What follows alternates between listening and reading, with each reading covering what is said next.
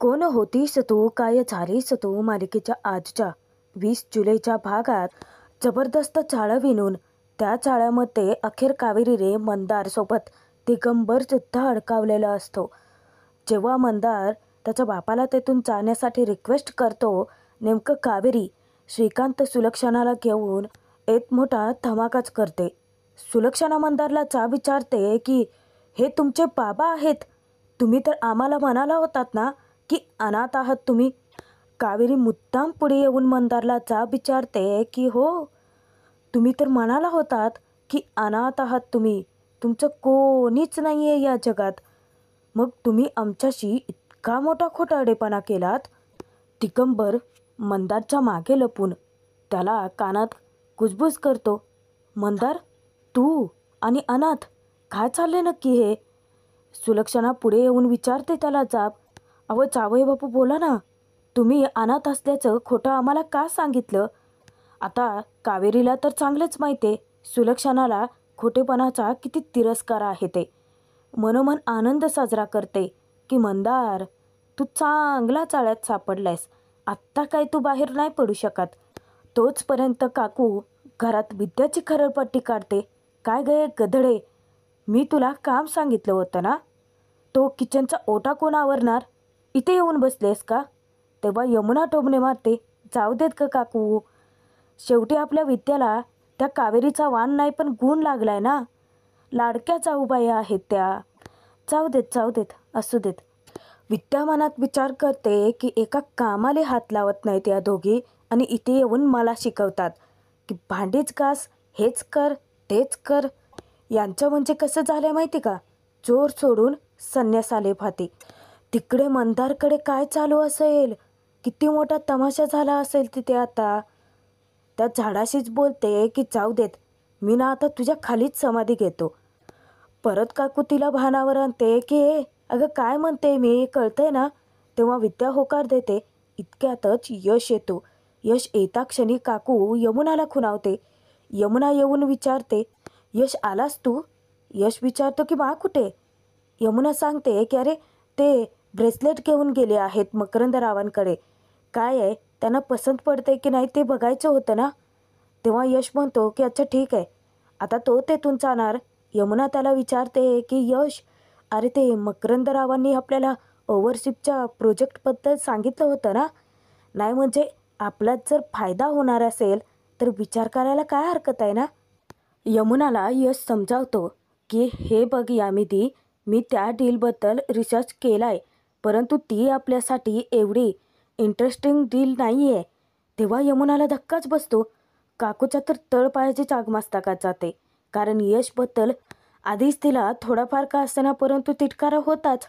यश तिला समजावतो की यामिदी, अरे मी तिथे रिसर्चसुद्धा केला आहे, आपल्या टीमशी सुद्धा बोललो आहे, आपल्यासाठी ती डील बेनिफिशियल नाही आहे आणि या संदर्भात मी बाबांना सुद्धा सांगितले.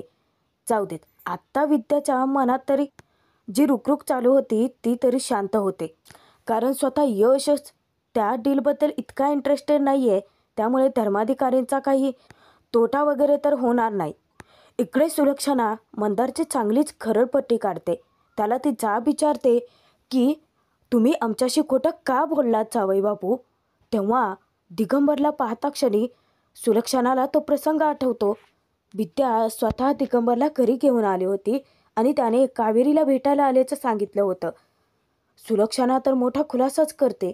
श्रीकांतला सांगते की अहो हा माणूस तर तोच आहे, तुम्ही आमच्या घरी आला होतात ना पूजेच्या दिवशी, आणि तुम्ही तर हिला भेटायला आला होतात. मग मंदार घडला प्रसंग स्वतःच्या फायद्याचा करून घेण्याचा प्रयत्न करतो. तो सुलक्षणा श्रीकांतला सांगतो की हा माणूस एक नंबरचा फ्रॉड आहे, गावातील लोकांकडून कितीतरी वेळा पैसे उकळण्याचा प्रयत्न केलाय, त्यांना धमकवायचा मारायचा, म्हणूनच तर याच्या पायी मी अख्ख्या गावाशी कायमचे संबंध तोडलेत. आता सुलक्षणाच्या डोळ्यात पाहून तर मंदार खरं बोलू शकत नाही. तिच्यापासून तोंड फिरवतो आणि मग तिला खोटी कारणं सांगतो की हा परत एकदा माझ्या आयुष्यात आलाय.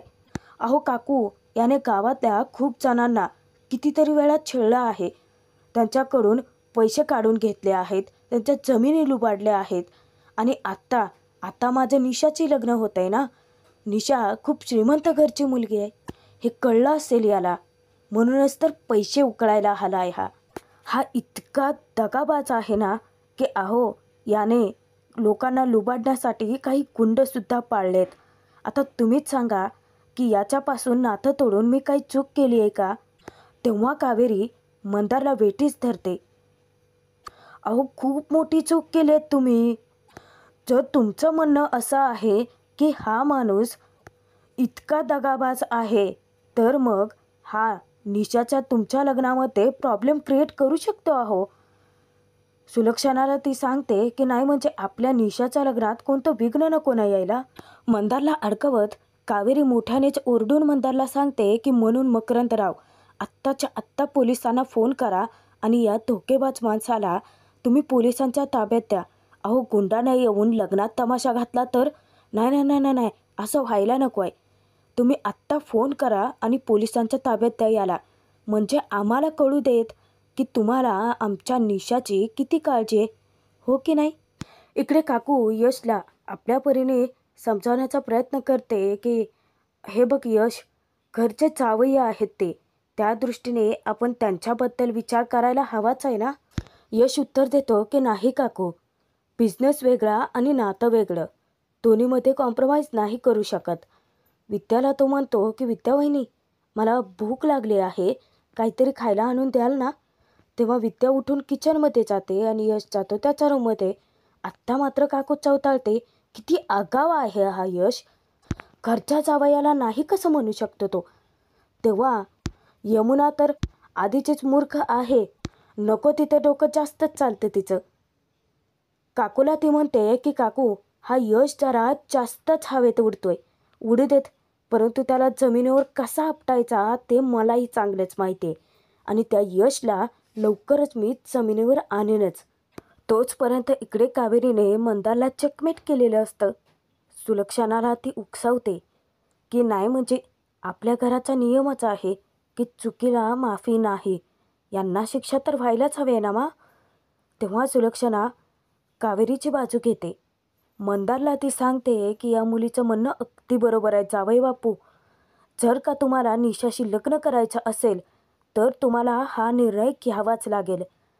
तुम्ही आत्ताच्या आत्ता पोलिसांना फोन करा आणि या माणसाला त्यांच्या ताब्यात द्या, नाही तर हे लग्न मोडलं असंच समजा. कसला पलटवार केलाय कावेरीने. तेव्हा मंदार तर आता कारणं द्यायला लागतो, नाही म्हणजे काकू माझा फोन पाण्यामध्ये पडलाय ना, त्यामुळे मी कोणाला कॉल्स मेसेजेस नाही करू शकत. तेव्हा कावेरी म्हणते की अहो एवढंच ना, माझा फोन घ्या, थांबा. ती पोलिसांचा नंबरसुद्धा काढून देते. मंदारला ती सांगते की पोलिसांना पटकन फोन करा, बघा लगेच धावत येतील, यांना लगेच त्यांच्या ताब्यात देऊन टाका. अरे कसला विचार करताय तुम्ही, पटकन फोन लावा. शेवटी आता मंदारला दिगंबरला पोलिसांच्या ताब्यात देण्यावाचून पर्यायच शिल्लक राहिलेला नसतो. कावेरीने त्याचे सगळे मार्गचे बंद केलेले असतात. तेव्हा दिगंबर विचारतो की अरे काय करतोस तू, बापाला पोलिसांच्या ताब्यात देतोयस. मंदार त्याच्यावरती चोराचा खेकसतो की गप्प बसतो, योग्य तेच करतोय मी. मंदार ज्या वेळेस पोलिसांशी फोनवरती बोलतो तेव्हा श्रीकांत सुलक्षणाला म्हणतो आपण इतक्यातच जे काही घडलंय ते घरी नको सांगायला, उगाचच काळजी करतील. तेव्हा सुलक्षणा म्हणते की अगदी बरोबर बोललात तुम्ही, मी सुद्धा तोच विचार करत होते. मंदारचा फोन झाल्यानंतर ज्यावेळेस तो सुलक्षणा श्रीकांतला सांगतो की केलाय मी पोलिसांना फोन, येतील लगेचच. तेव्हा कावेरी त्याच्यावरती हसत असते. इकडे यश साखरपुड्याचे फोटो चेक करत असतानाच अचानक कावेरीचा फोटो समोर येतो आणि यश तिच्यामध्ये हरवूनच जातो. यशला साखरपुड्या दिवशीचं कावेरी सजून त्याच्या समोर उभी होती तो प्रसंग आठवतो. त्यानंतरचा प्रसंग आठवतो तो म्हणजे कावेरीने मुद्दाम त्याची फिरकी घेतली होती. अचानकच कावेरी प्रत्यक्षात जणू त्याच्या समोर उभी राहते असंच वाटत राहतं आणि एकटक यश कावेरीकडे पाहतच राहतो. मुळात त्याला भास होत असतात जिथे तिथे त्याला फक्त आणि फक्त कावेरी दिसायला लागते. सतत तिचे भास होतात आणि तो तिच्यामध्ये हरवूनच जातो. त्याला असं भासही होतात की जणू काही त्यांच्या मागे मोठे मोठे ब्लास्टच होत आहेत, की जणू काही यशच्या प्रेमाचा आनंदच साजरा केला जात असावा. इतक्यातच कावेरी यशला म्हणते, म्हणजेच समोर उभी असते ती विद्या. विद्या त्याच्यासाठी जेवण घेऊन येते आणि यशला तिच्यामध्ये दिसते ती कावेरी. त्याची तंद्री लागलेली असते. तेव्हाच विद्या सांगते की भाऊजी, अहो खाऊन घ्या ना माझ्यासाठी तरी. आता यशची तंद्री काही जातच नाही. ती जोरजोराची ताट वाजवते आणि यशला पानावर घेऊन येते. यश टचकतो, इकडे तिकडे वळून पाहतो तर कोणीच नसतं. समोर कावेरीच्या ऐवजी उभी असते ती विद्या. आता विद्या मुद्दाम यशची फिरकी घेते. नाही म्हणजे भाऊजी, हल्ली तुम्हाला जास्तच तंद्री लागते ना. अहो डोळे बघा, डोळे सुजलेत किती, म्हणजे रात्रीची झोपही येत नाही. जणू काही सिक्रेट क्रश बघितल्यासारखं वाटते, हो ना. विद्याकडून यशला एका महत्त्वाच्या गोष्टीची जाणीव होते. ज्यावेळेस विद्या त्याला विचारते की भाऊजी, तुमच्यासोबत नक्की काय घडतंय, म्हणजे तुम्ही प्रेमात पडला आहात, सांगा ना सांगा ना सांगा ना ती मुलगी कोण आहे. तेव्हा यश हादरतोच. त्याला त्याच्या प्रेमाची जाणीव झालेलीच असते, परंतु मान्य करत नाही. तो विद्याला मूर्खात काढण्याचा प्रयत्न करतो. सुरुवातीला तर त्याची बोबडीच वळते की मी मी मी मी प्रेमात वगैरे कसा काय पडू शकतो. अहो प्रेमात वगैरे तसलं पडायला मला काही वेळ नाही आहे. माझा फोकस अगदी प्रेमावर. परत जीभ चावतो, म्हणजे अगदी कामावर असतो. काम एक एक काम. तेव्हा विद्या म्हणते की हो ना भाऊजी, मी पण किती मूर्ख आहे, किती वेडी आहे ना. नाही म्हणजे तुमचा फोकस कामावरच राहायला हवा बरं का, तो हल्ला नाही पाहिजे. हे बघा, मी तुमच्यासाठी पोहे घेऊन आले. तेव्हा यश म्हणतो की अरे वा, नाही म्हणजे मला भूक लागली होती केव्हापासूनची. विद्या म्हणते की हो ना, लागेलच, फोकस जो कामावर आहे. जात असताना पुन्हा किंचाळून सांगते की भाऊजी, फोकस फक्त कामावर ठेवा हां. यश म्हणतो की हो हो हो, आणि तो आत्ता कुठे सुटकेचा श्वास सोडतो. विद्याच्या तावडीतून जरी सुटला असला तरी स्वतःच्या मनाच्या तावडीतून कसा सुटणार हा पठ्ठ्या. तो प्रेमात पडलाय, त्याची जाणीव त्याला असतेच. यश स्वतःचीच असतो. विचार करतो की बाप रे, काय झालंय मला. त्यांचं हसणं, त्यांचं लाजणं, त्यांचं बोलणं सतत माझ्या मनात का घुमतंय. सांभाळ स्वतःला बरं का यश. स्वतःच्याच डोक्यात टपली मारून स्वतःवरतीच हसतो. तोचपर्यंत इकडे कावेरीने मात्र मोठा धमाका करून दाखवलेलं असतं. मंदारने स्वतः पोलिसांना फोन करून दिगंबरला पोलिसांच्या ताब्यात दिलेलं असतं. दिगंबर त्याला विनम्र करतो, त्याच्याकडे भीक मागतो. मंदार पण काही दाद देत नाही, देऊच शकत नाही, कारण सुलक्षणा आणि यश श्रीकांत समोर आहेत ना. मनोमन मात्र चवताळतो, खूप मोठा गेम खेळलीस कावेरी. आत्ता तुला या गोष्टी खूप महागात पडतील. परत चांगलपणाचा आव आणत सुलक्षणा श्रीकांतची हात जोडून माफी मागतो. दिगंबरला पोलीस घेऊन गेल्यानंतर मंदार सुलक्षणा श्रीकांतची मर्जी जपण्याचा प्रयत्न करतो. त्यांच्या पायाशी येतो, हातापायाकडून विनवण्या करतो, त्यांची माफीसुद्धा मागतो. काका काकू, प्लीज प्लीज मला माफ करा. माझा बाप म्हणजे माझ्या आयुष्याला लागलेला इतका मोठा कलंक आहे की मला माझा बाप आहे हे सांगण्यापेक्षा मी अनाथ आहे हे सांगणं मला बरं वाटतं. तो रडण्याची नाटकं करतो, ड्रामे तर करतोच, परंतु सुलक्षणा आणि श्रीकांत काही त्याला भरीस पडत नाहीत. उलट ते दोघेही रागाने तेथून निघूनच जातात आणि मंदारला चांगलाच धक्का बसलेला असतो. शेवटी कावेरीने चितपट केलेलंच असतं. आनंदाची बातमी ऐकल्यानंतर विद्या विचारते की काय सांगताय का वहिनी. त्या मंदारने स्वतःच्या बापालाच पोलिसाच्या ताब्यात दिलं. तेव्हा कावेरी सांगते की हो, परंतु हे करताना त्याला जराही लाज नाही वाटली हो. स्वतःच्याच बापाबद्दल इतकं काही बोलत होता ना. परत एकदा खोट्याचा खेळ खेळणे, माझं मन जिंकण्याचा प्रयत्न केला त्याने, परंतु मी त्याचा डाव त्याच्यावरतीच उलटवला. तेव्हा विद्या कावेरीला म्हणते की वहिनी, म्हणजे तुम्ही दिसते तसा नाही तर बरं का, म्हणजे तुम्ही दिसता नाजूक, शांत, गोड, परंतु ती कोपऱ्यात बसलेली मांजरीण असते ना, मांजरीण, तशा वाटताना वाटत्या, पण आहात वाघीण. तेव्हा कावेरी विचार करते की ते खरं आहे, परंतु आज मी मंदारला खूप मोठी जखम दिली. त्याच्या बाबतीत जे काही घडलं आहे ते त्याच्या अपेक्षा पलीकडचं आहे आणि तो काय आता शांत नाही बसणार. तेव्हा विद्या कावेरीला हिंमत देते की काळजी करू नका वहिनी, सगळं कसं आपल्या मनासारखं झालंय आणि आपण निशा आणि त्या मंदारचा साखरपुडा होऊच द्यायचा नाही. यांचा निर्धार तर पक्का आणि स्पष्टच असतो. कावेरीच्या वेळेस यशच्या खोलीत जाते, त्याच वेळेस अचानक यशची नजर पडते तिच्यावरती आणि एकटक तो तिच्याकडे पाहतच राहतो.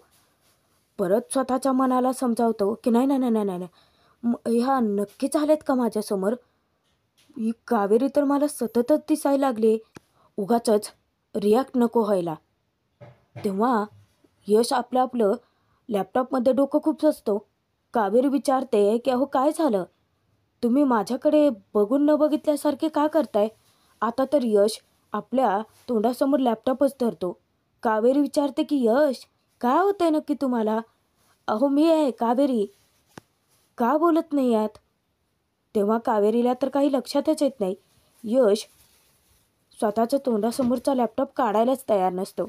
कावेरी त्याच्या लॅपटॉपवरती आपली बोटं आदळते. यश तेथून उठतो आणि बाजूलाच जातो. परत कावेरी वैतागून विचारते की यश काय होतंय नक्की तुम्हाला? असे का दूर पळताय? अहो मी आहे कावेरी, कळत नाही आहे का? तेव्हा कावेरीने समोर धरलेल्या हाताला यश चिमटा काढतो जोराचा. कावेरीला त्रास होतो. यश म्हणतो की तुम्ही तुम्ही मला चिमटा काढा. यशच्या सांगण्यावरून कावेरी जोराचा चिमटा काढते. यशला सुद्धा त्रास होतो, परंतु यशला दुसऱ्याच सेकंदाला आनंद होतो की म्हणजे म्हणजे तुम्ही खरंच आलात, तुम्ही समोर आहात माझ्या. यशला स्वतःच्या डोळ्यांवरती विश्वासच नाही बसत. कावेरी उत्तर देते की नाही, माझं भूत आहे आणि यश घाबरण्याचे नाटकं करतो. परत कावेरीवरती हसतो.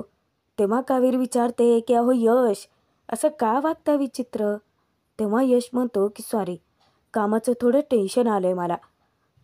काय आहे ना, हे सॅम्पल्स आहेत आणि हे अप्रुव्हलला पाठवायचे आहेत. तेव्हा कावेरी म्हणते की टेन्शन आणि तुम्हाला दिसत तर नाही आहे. मुद्दाम त्याची फिरकी घेते. हसऱ्या चेहऱ्याचा यश अचानकच उदास होऊन जातो. भाग इथेच संपतोय. पुढे बघूयात. मालिकेमध्ये खूप गोड, खूप छान, सगळ्यांना हवासा वाटणाराच ट्विस्ट आलाय.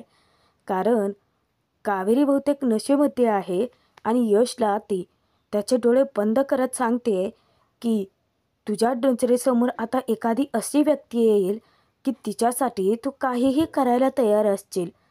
तेव्हा यशच्या डोळ्यासमोर येते ती कावेरी. कावेरी मोठ्यानेच ओरडून म्हणते की यश धर्माधिकारी, अरे तू प्रेमात पडलायस. तेव्हा ती त्याला बिलगते.